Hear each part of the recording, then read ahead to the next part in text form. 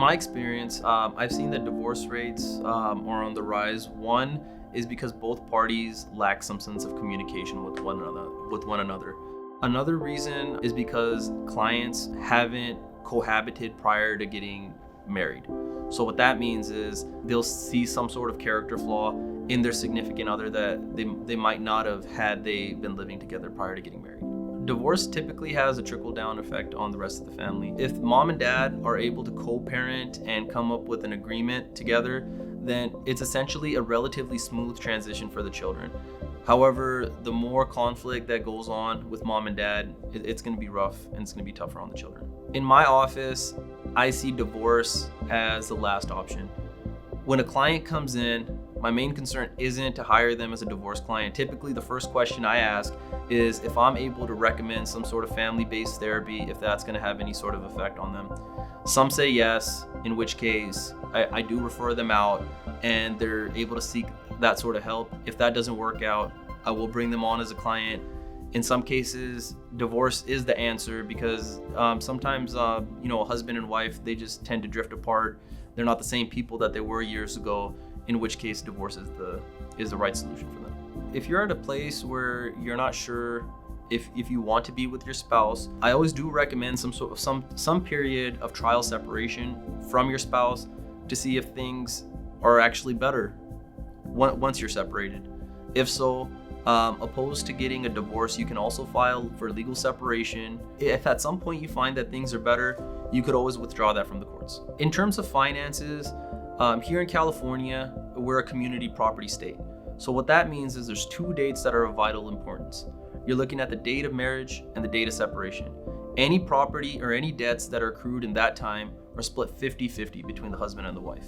As far as the steps in a divorce proceeding goes, the first step is to file your initial petition with the court. Once you receive stamped copies back from the court, you get a service processor or a third party that's not part of the suit to serve the opposing party.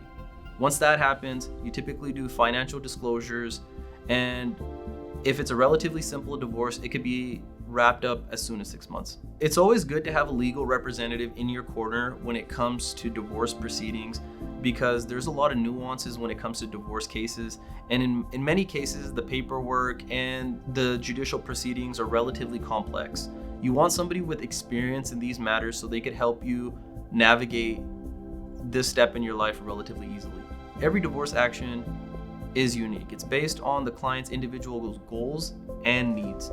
So what we try to do is we try to have a custom plan for each one of our clients to manage their expectations and their goals and to find a plan that's right for them. When it comes to divorce proceedings, I believe our firm is a bit different than other law firms because we take the time to try to understand our clients' emotional needs along with their legal needs. We try to get a formulated plan that combines the two, and we try to keep our clients informed as much as we can along the way so we can manage anxiety and stress levels along with their legal action. My clients select me as their legal representative because I don't set unrealistic expectations. For most of my clients, it's refreshing enough that I answer the phone when they give a call.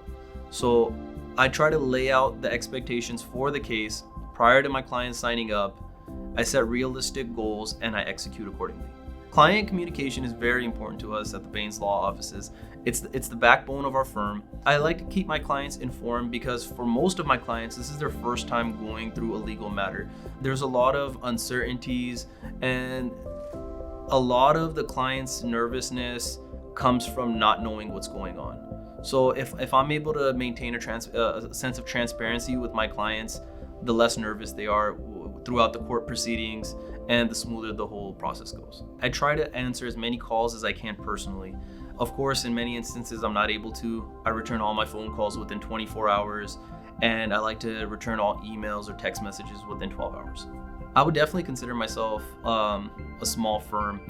I'm born and bred in the Central Valley. All of my cases are in the Central Valley, so I understand a lot of the needs of the people that are around here.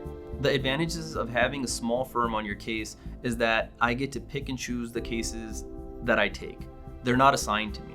So I could focus my efforts accordingly, and I could have my staff have a one-on-one experience with all of my clients. Once I take your case, My goal is to see it all the way through. The reason behind us having an initial consultation is to vet the case and to see if both parties, the attorney and the client, are a right fit for one another. Once we've established that, I will see your case till the end. As far as accomplishments goes, I have been recognized by numerous online organizations as being an outstanding attorney. Apart from that, I have been published in the San Joaquin Agricultural Law Journal for a piece that I did on the high-speed rail. In your initial consultation for a divorce proceeding, it's going to be a bit of a vetting process. The client is going to vet me here as an attorney to see if I'm the right person that they want to represent them in what can be a process that could take up to a few years, right? I want to go ahead and vet the client and see if I have the relative expertise to manage their case for them.